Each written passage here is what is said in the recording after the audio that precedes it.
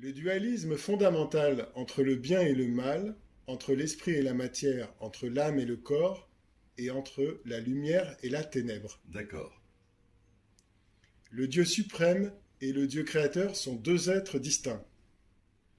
d'accord, Le Dieu suprême est à l'origine du bien et le Dieu créateur à l'origine du bien et du mal. d'accord, Le monde matériel produit le mal. oui, L'âme, en tant qu'étincelle divine, a fait une chute et, prisonnière du corps humain, elle doit retrouver le chemin vers son origine céleste. oui, ça, d'accord, bien sûr. Caïn est souvent considéré comme un héros car il est le modèle même de l'être révolté contre le dieu du mal et, c'est le paradoxe, le maudit devient un saint.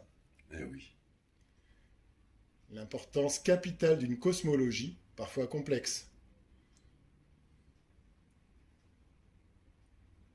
recommencer. L'importance capitale d'une cosmologie, parfois complexe. Le cosmologisme, le monde résumé en un cosmos, c'est ce qu'on appelle le plérome des gnostiques. C'est ce qu'on appelle le plérome des gnostiques. Le monde constitue une seule et unique substance. Tous les êtres sont des morceaux de la substance du monde. D'accord.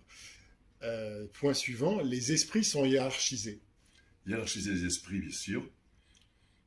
Est-ce que vous pouvez étayer un petit peu sur le... Ah ben, vous avez les archontes, les éons, etc. Vous avez toute une hiérarchie qui vont depuis le Dieu suprême jusqu'au plus humble âme humaine. Ouais, D'accord. Le dieu du mal, vu comme justicier ou jaloux, donc le dieu créateur pour les gnostiques, oui, est identifié à celui de l'Ancien Testament, alors le bon Dieu, oui, est le Père et le Dieu d'amour. Il y a une distinction entre ces deux conceptions de Dieu et, par conséquent, entre l'Ancien Testament et le Nouveau Testament. et bien ça c'est faux. Eh ben c'est faux, puisque le même Yahvé, Dieu de l'Ancien Testament, est en même temps le vrai Dieu enseigné par Jésus-Christ. D'accord. Jésus-Christ est dans la tradition, regarde la tradition de la Genèse, bien sûr. Mais Et du toute point la de... gnose est une espèce de démolition de la Genèse. Toute la gnose est une démolition de la Genèse. Alors, point suivant, le Christ, envoyé du bon Dieu, est avant tout le messager apportant la connaissance et le gnostique y voit là l'unique raison de le considérer comme étant le sauveur. Voilà, bien sûr ce que disent les gnostiques, évidemment. Bien sûr ce que disent les gnostiques, mais en réalité, Jésus-Christ nous enseigne le vrai bon Dieu. Il y a une distinction entre Jésus et le Christ. Jésus est l'homme né de la chair alors que le Christ est pur esprit et ne s'identifie à lui qu'au moment du baptême dans le Jourdain. C'est ce que disent les gnostiques, mais en fait Jésus-Christ et le Christ et le Messie sont une seule et même personne. C'est à la fois Dieu et homme.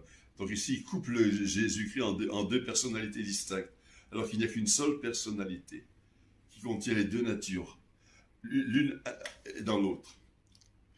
Le dernier point, la 12e, la connaissance de l'origine de l'homme, de la cause de sa chute et des moyens de recouvrer son état d'originelle pureté peut seule garantir son salut. C'est la gnose par excellence. Ben oui, je suis bien d'accord, mais cette connaissance-là est une connaissance divinisante de soi, ce n'est pas une connaissance naturelle ordinaire.